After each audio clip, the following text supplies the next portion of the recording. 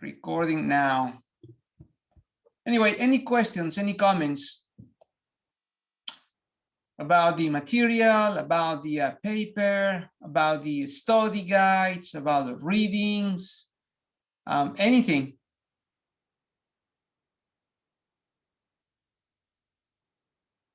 No one? Okay. All right, so let's continue where we left. I am going to start sharing my screen. There we go. Okay. So if you remember, we are looking at a very long document of 23 pages that combines 3 different subject matters: agriculture, human resources, mainly education, and labor markets in Latin America. And right now we are essentially completing the second that has to do with education and human capital. So on Monday, if I remember right, the last page that we looked at was the demand side and the supply side of education. And the reason I did that is because I wanted to introduce this brief discussion about markets and education. So in many Latin American countries right now, public education is free. Well, you know, we know that in economics there is no such a thing as a free lunch. Nothing is free. So we are paying with tax money and all that. But the point is that you don't have a market for education as developed as some of the markets that we have in the US. So here we have a large amount of private universities, a large amount of K through 12 institutions. So the question in Latin America, given that Latin American countries are not spending enough on education, that they have all these problems in terms of accountability and the lack of preparation for teachers and many other problems. Many people have raised the issue of whether we should let markets play a larger role in Latin America. Remember, it is through competition that we normally get the best out of people, companies, institutions in general, because if you don't get better at what you do, well, the market is going to drive you out of business. So the question is, what should be the role, and I'm reading here, what should be the role of the private sector? What should be the role of markets in education in Latin America? And obviously there are private universities and there are many parochial private schools in Latin America, but they are obviously very expensive and very few people have access to those. Maybe it's because, well, the small amount, so some people have proposed, what about we increase the supply of private education to drive the price down? Well, that could be a solution, but if this has not happened, there is a reason, right? Maybe there is not enough resource, not enough interest, or not enough money to be made. So, and that's why you have a relatively small number of private institutions in Latin America. Now, the other part I want to make sure we are clear about is that if you let markets to control a significantly large segment of the education process, it's a risky proposition, because you probably remember in other classes the issue of externalities.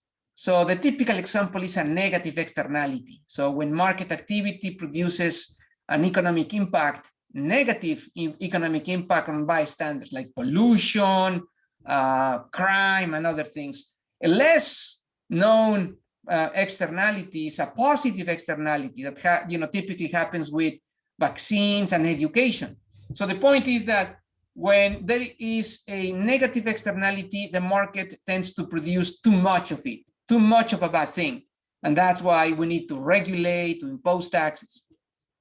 And when you have a positive externality like education, typically markets don't produce enough And this is why we need to subsidize that particular market.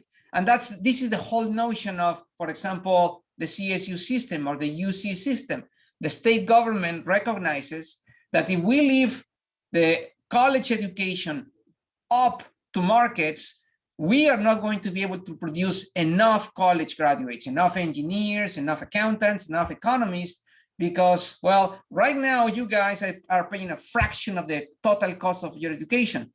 If you overnight were asked to pay the full amount, many of you probably wouldn't be able to do that. So you will have to drop out of a school, or many of you probably wouldn't even think about going to college. So the point is, in the case of Latin America, that has been the typical argument for government intervention, to make schools as free as possible, because markets are insufficient in terms of producing enough seats at an affordable price to satisfy the millions and millions of children in Latin America right now. So I don't know the answer to this question, and this is why I'm saying this is just kind of a brief introduction to the issue, because you know, this is something that we need to explore. Many people are doing research about this, you know, experts in the field, and as far as I know, there is no clear answer yet. There is no clear answer yet. And the problem is magnified because of this food for thought box I have here. Globalization and these new trends, well, they are not so new anymore, but for the last 15, 20 years, the economic, sociological forces are changing the requirements for education. So now we need people that are more highly educated, high skills, mobile, multilingual, multicultural.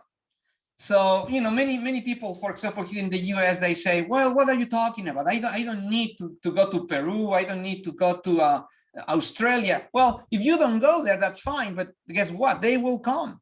So you need to learn new languages, new ways to, you know, to do business, to be open to different, you know, cultural, you know, ways to do business, and many other things. And well, you know, this is important because keeping up with all these changes and all these trends, like I said, magnifies magnifies the problem of figuring out what's the proper level of market activity in education. The important issue here is that we cannot wait to solve this problem, because modern civilizations and modern economies, I cannot think of any country that has made significant progress in terms of economic development and economic growth without a strong educational base. So think about China, think about Australia, think about all of these countries that are making progress. All of them have a relatively high level of education. Yes, Anton, please go ahead.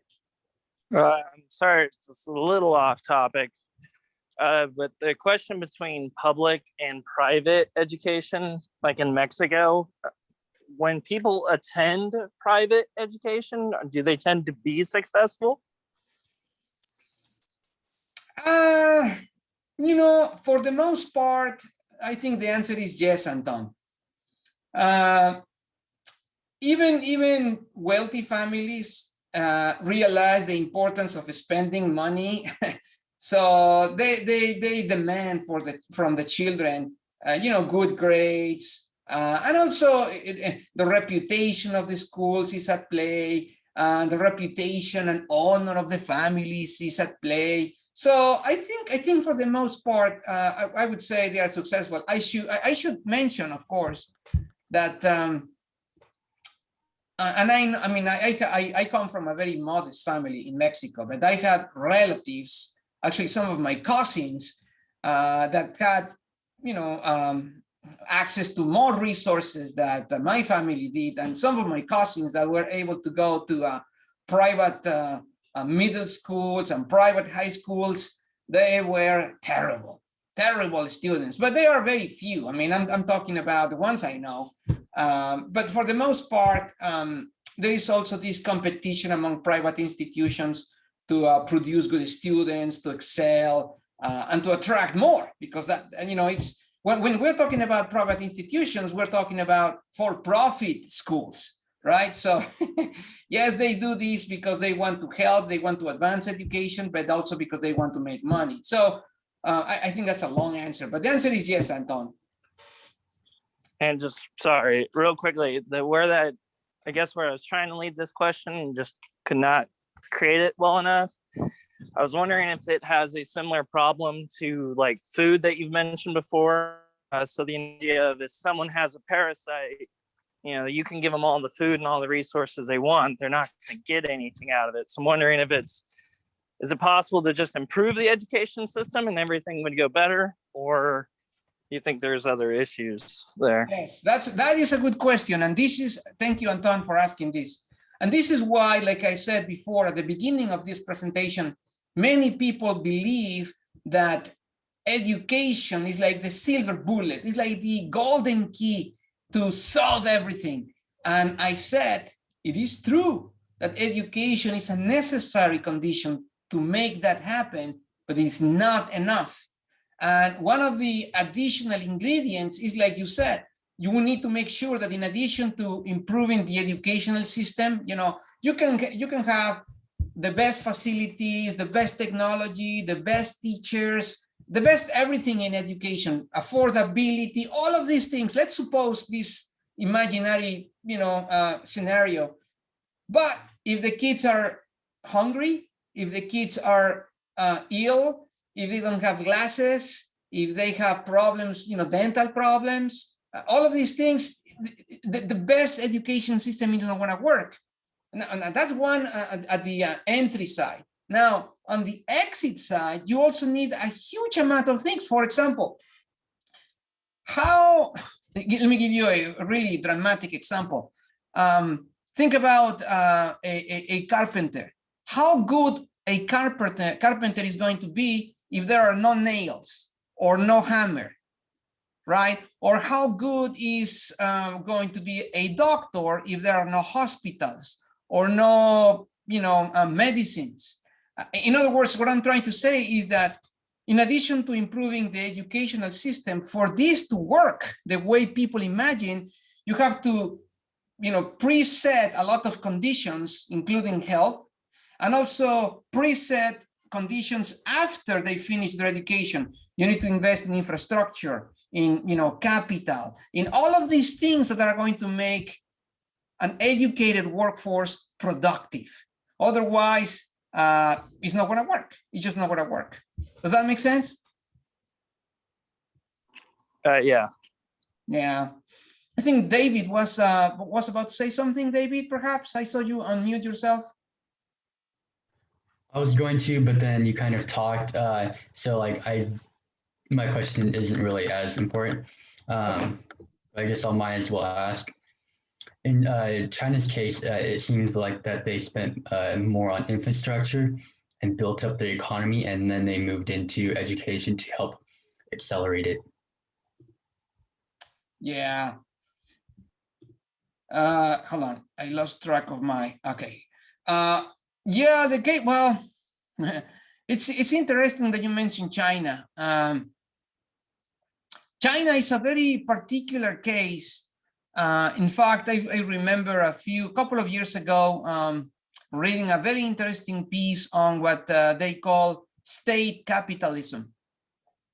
So the idea of that concept is that we think that many of the things happening in China are happening because markets, you know, bringing things, bringing more efficiency among all these different sectors, industry, you know, all of these things. And in part is true.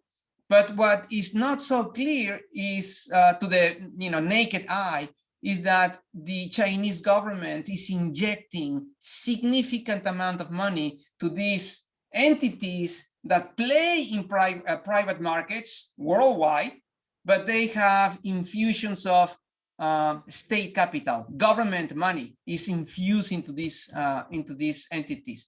So now the problem, okay, China is a very different thing here, because it is true. I mean, if you look at Shanghai, if you look at Beijing, and you look at the the architecture, the modern buildings, the industry that is happening there, you may think, oh man, China is doing great. But if you go to the rural areas, you still today have places in China with no electricity, very similar to any other developing country. So China is also, has been taking off, but at a very unequal pace. Urban areas are moving really, really, really, really fast, and rural areas are staying behind significantly. So yes, you can think of a really good progress in education in urban areas, but in rural areas, it's a whole different thing, David. Yeah.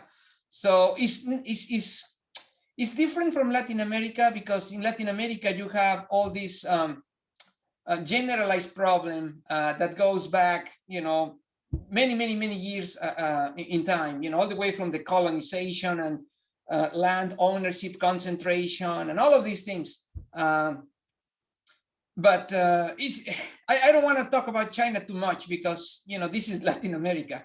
But I can see some parallels. I still think of China as a developing country, as impressive as it is, as the second largest economy in the world. You still have a significant amount of wealth and income inequality and education inequality in China. Yeah. Actually, this brings me back to something that is happening right now around the world, and include China and every other country in the world. The UN years ago had set what at the time called the Millennium Goals. I forgot the year, but it was this Millennium Summit. And there were 3 important goals that were supposed to be met by 2015. Reduce poverty to half, relative to the early 1990s level. Eradicate extreme poverty and hunger. And look at this, achieve universal primary education, essentially elementary school. We didn't get there. So in 2015, and I meant to do this, but because I had the, let me find this very quickly, because I really want to show you this. Global, I'm looking on my, I'm searching for this. So, bear with me. Sustainable Development Goals. Right here. So I'm gonna stop sharing this. And I want now to share something else with you guys, which is actually important for you to be aware of. So on the screen, you're supposed to be looking at the Sustainable Development Goals. Are you? Okay. So in 2015, when the UN realized that obviously they ran out of time, they established a new set of goals, and these are called the SDGs, the Sustainable Development Goals. And these are 17 goals, all about economic development around the world. One of them, I think, is number 4. Yeah, number 4 right here. And I'm using Wikipedia because, this is easy in one page, but you can go to the actual UN Sustainable Development Goals website. But anyway, number 4 speaks about quality education. People at the UN realized that most regions around the world, including Latin America, had made significant progress all the way to 2015 in terms of access. Remember, we talked about this before? So they start building schools, they start, making sure that people had access to the educational system. The problem was that quality suffered. And this is why in this reformulation of the originally Millennium Goals, now called Sustainable Development Goals, they emphasize quality education. And you can read this later. But essentially they're talking about affordability, quality, equity, and many other things that have to do with quality, not so much with quantity. And obviously, you know, I don't have a one shot for all the, let me see if I can find one. Let me move this over here. But anyway, you can find them here. The 17 goals: no poverty, no hunger. Here is the one I was looking for: global health and well-being. They now understand that for education in terms of quantity and quality to work, they need to also work on other dimensions of human beings, like health and well-being. So they are addressing that. Quality education, gender equality, access to water, affordability and clean energy, decent work and economic growth, which is, we're going to be talking about that in the next section. Reducing inequalities, sustainability. This is an interesting one. Responsible consumption and production, climate change, life below water, life on land, peace, justice, and strong institutions. 17. Anyway, the point I'm trying to make here is that institutions like the UN are fully on board on this. They understand the importance of a global, educated, healthy workforce for economic development. And Latin America obviously is part of this effort. Anyway, let me go back. Right here.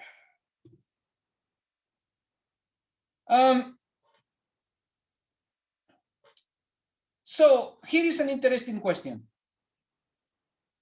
While human capital reforms, education improvements, can increase the quantity and quality of education in Latin America, are they going to be enough to lift the incomes and the sense of well-being of the majority of Latin American people? Well, like I said, some people, including myself, are a bit skeptical. First of all, the improvement takes place very slowly, very slowly. Sometimes it takes one full generation to actually see something significant in terms of improvement. But here is the other part that I already mentioned. For this to work, skilled workers require complementary conditions: adequate capital, infrastructure, institutions, and other important relationships between the employer and the employees, so that they take advantage of these productivity increases given by education. So in other words, yes, there is a positive relationship between productivity and education. And there is a positive relationship between productivity and higher incomes. So more educated people make more money. And that is very well documented in the literature all over the world. But like I said, schooling is only a necessary and not a sufficient condition for this to really make a difference in terms of the individual lives and the national lives of all of these developing countries. So what do we do? What do we do? Well, yes, you need to expand infrastructure. And by that, I mean schools and hospitals and all of these things to make sure that the kids are healthy. Creating the conditions for cooperative labor relations so that you don't have exploitation, you don't have abuse. There is the legal framework where there is a union or some sort of other structure that is going to give protections to the workers. Also, you want to create the environment for innovation, to foster creativity, to promote entrepreneurship, to attract and develop talent. All of these things typically can be provided by government activity. So, and this is why sometimes, when I say, okay, I am a full believer in markets when the conditions are right. Well, this is another example. You cannot have a well-functioning market, for example, labor market, if you don't have all of these conditions in place. Because if you don't have all of these conditions in place, you're going to find abuse, you're going to find concentration of power, you're going to find lack of resources to exploit or take advantage of the educated workforce and so forth, including letter D, sustaining a prudent macroeconomic management. This goes to the macro aspect of this. If the government is not providing stability and economic uncertainty, we know creates fear and mistrust, well, then you are not going to have investment, then you are not going to have job growth, you are not going to have all the nice things that we want.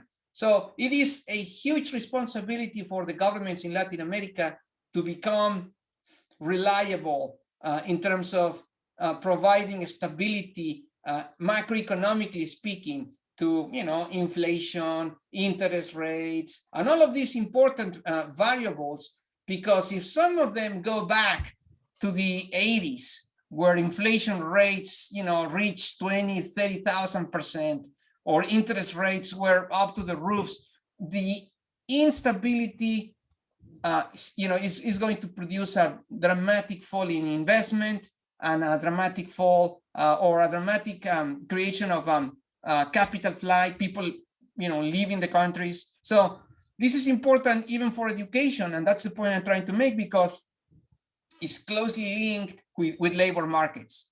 I have been here at Fresno State, one of the well, in some cases, one of the most severe critics of how Fresno State and the CSU system defines student success.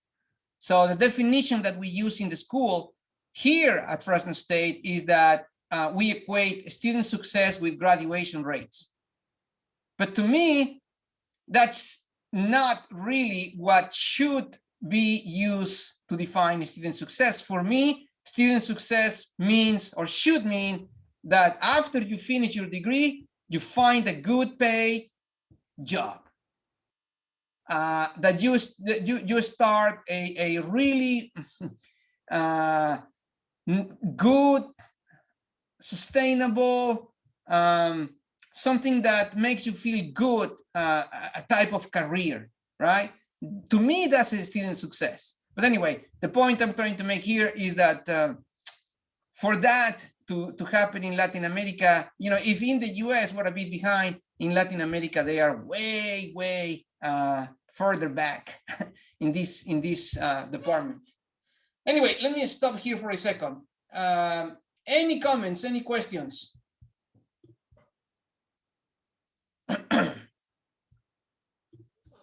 Questions, comments about education in Latin America?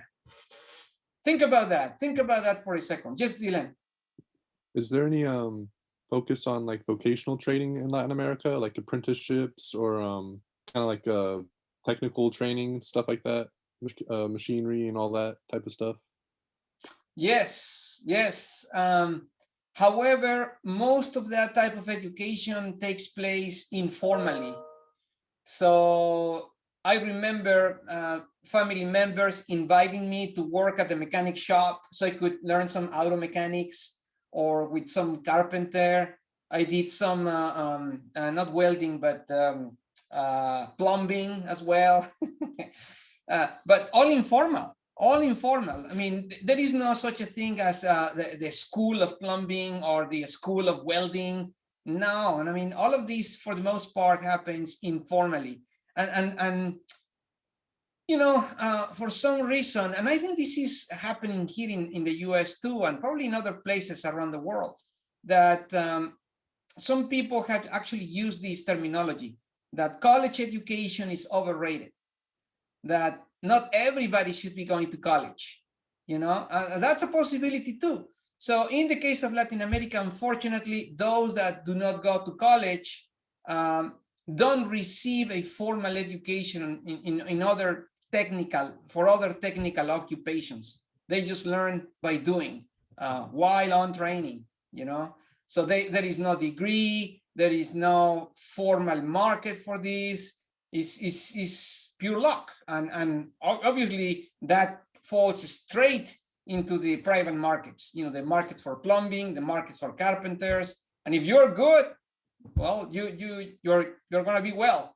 But as we know, the nature of markets is that there are winners and there are losers. So being on the winning side, requires talent, skills, and other things that not everybody has. Yeah, or have. Yeah. Cody, you have your hand up. Yeah, so in terms of the development of education, with the rise of the new left in different countries throughout Latin America, have they pushed for an improvement of education? And then the political stability, or not necessarily instability or stability, but the political sort of divide that has occurred with their rise, has that sort of hampered the improvement of it? Yeah. That's a good question, Cody. So let me introduce another concept that is very unique, I guess, to Latin American places, Latin American colleges, actually. The concept of, they call them dinosaurs. So get this, I have friends, I can give you names of places and people that they began college 15 years ago, and they are still enrolled. Like, what? How is that possible? Well, they don't want to finish their degree because the university is receiving all these subsidies from the state, whether it's federal government or state government. In many Latin American countries like Mexico, Venezuela, and others, that they become members of a particular group, or they become members of the union or a political group within the university. And because most of them are what they call autonomous, once they receive the state subsidy, they can do whatever they want with the money. So actually, they live like parasites of the system. So they don't produce much. They just, perpetuate whatever they are doing, years after year after year as students, but they don't do much. They don't do much. And the reason this is my theory, this is allowed, is because normally these governments keep funneling money to these institutions because they use them as platforms to also inject some sort of ideology that is going to be supportive of their political interest. Once the real students get out of school and they go to work, well, they are going out of school with this mentality and this philosophical approach to whatever they want to do, in terms of politics, right? So yes, many new left leaders have pushed for an increase in spending on education, but as far as I can tell, not with the desirable results. Let's put it that way, Cody. They are using, unfortunately, in many cases, the school system as to indoctrinate some people. Yeah. Scary. Okay. Yeah. Well, that's kind of similar to, I guess we talked about it on Monday, what kind of happened in Cuba. And well, maybe it did have some political effects. It did seem to improve the education system as a whole, at least for the people that were involved in it. So is there a particular reason why that result isn't sort of seen in Latin American countries? Is it just sort of based on like the distribution in certain degrees that are earned? Maybe I'm not entirely sure. Well, I mean, as we have been discussing, the problem with education in Latin America has so many angles. There are political angles, there are economic angles, sociological, cultural angles, and we don't have time to discuss all of them here in one class. But I think the answer to this question is there is no particular reason. There is a combination of reasons, including some historical reasons. Historical accidents, if you will. All I'm trying to really tell you right now, guys, is that although again, let me emphasize this one last time. I truly believe in the power of education, a high quality education, but it's not going to solve every problem. It's not. We need more than that. We need more than that in Latin America. And that's all I'm trying to say. That's all I'm trying to say, because many people have used the idea, convincing others that education is the key. And as I said one last time, I'll repeat this, is a necessary but not a sufficient condition. We need a whole list of other policies supplementing, complementing the efforts on education at the same time. Otherwise, it's not going to work. And so far, well, it hasn't worked very well in Latin America. I mean, when you look at the international competitions, well, Latin American students do really bad, really bad. So and this is why, you know, let me give you an example. Actually, a bit of a personal example. I remember when I finished college in Mexico, and I applied to Oklahoma State University for a master's degree. So obviously they ask you for the transcripts, but the grading system in Mexico is from 5 to 10. So 5 or below is fail. 6, 7, 8, 9, and 10 is passing. Obviously 10 is excellent, you know, 9 is very good, 8 is good, and whatever, right? So my GPA, when I remember when they saw my GPA, I think my GPA was 9.80 plus. Like, what does that mean? How can you have a GPA of over 9 anyway? I mean, this is many years ago, and obviously they had experience with many other different systems around the world. But this is why we had a standardized admission test that has nothing to do with with your GPA or anything.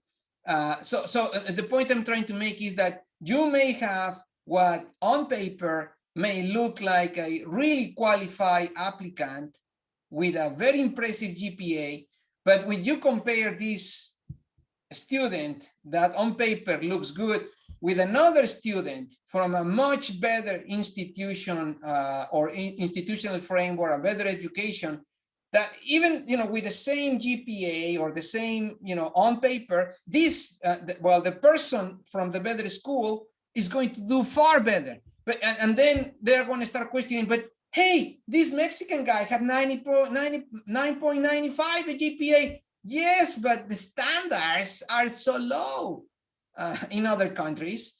And that's why, you know, some people are able, like me, to score like really high scores. When I go to the real competition, to the big leagues, is when you discover many deficiencies. In fact, I do remember I made it in. I passed the English, the exam of English, the GRE, which is the graduate record examination. I did all that because I guess I'm smart in that sense, right? But when I went to my first class of microeconomics and the professor started putting equations on the board, and this is grad school. Well, I guess some of you in intermediate micro already have seen some of the equations with Dr. Van Vleck. Well, imagine that on steroids, you know, the microeconomics graduate class at the master's level. I start panicking because I learned that I didn't know what I was supposed to.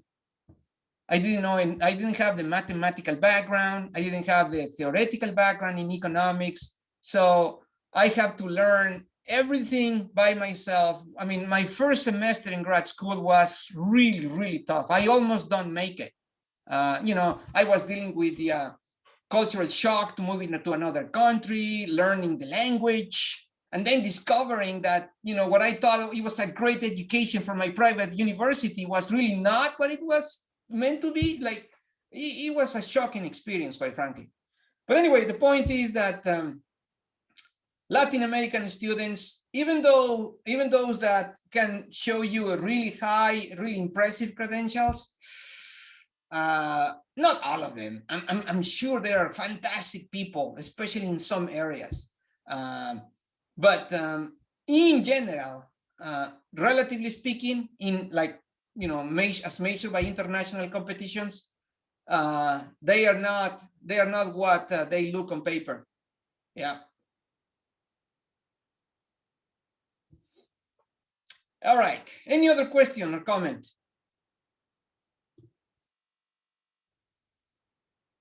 All right. Let me just very quickly, the last few. Oh, yes, Dylan, sorry. Just a quick question on do you think that perhaps the lack of certification standards and all that for kind of trade school type of occupations might be a cause for the informal economy, like a big contributor to why people operate within the informal economy without standards and things like that?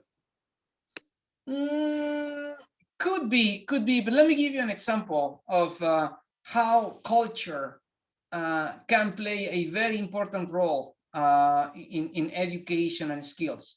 My father used to work for the federal government, and I remember going with him to the countryside, to the farming areas.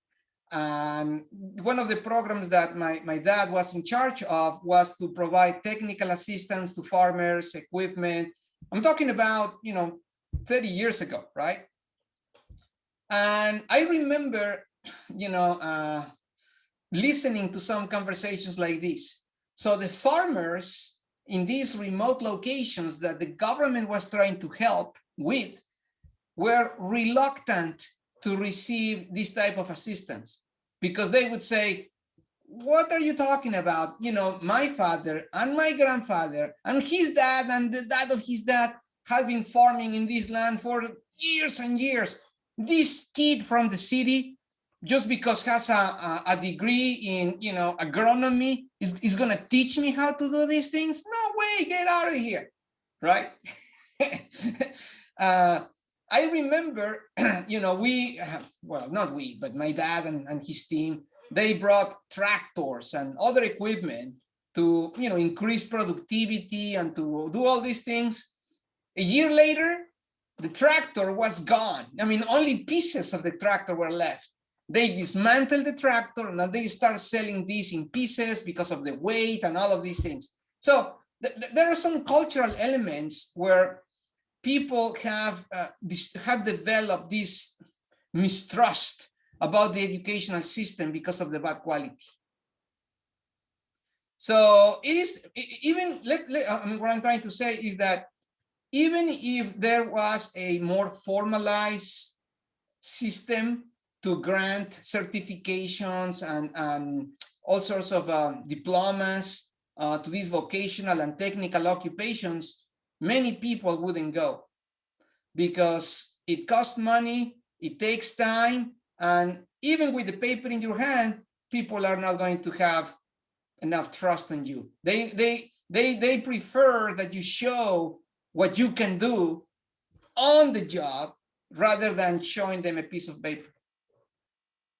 So I mean, the culture there is generation after generation of looking at what's happening in education has developed this level of distrust, unfortunately, and it's going to take years, and this is what I mean, improvement cannot happen overnight.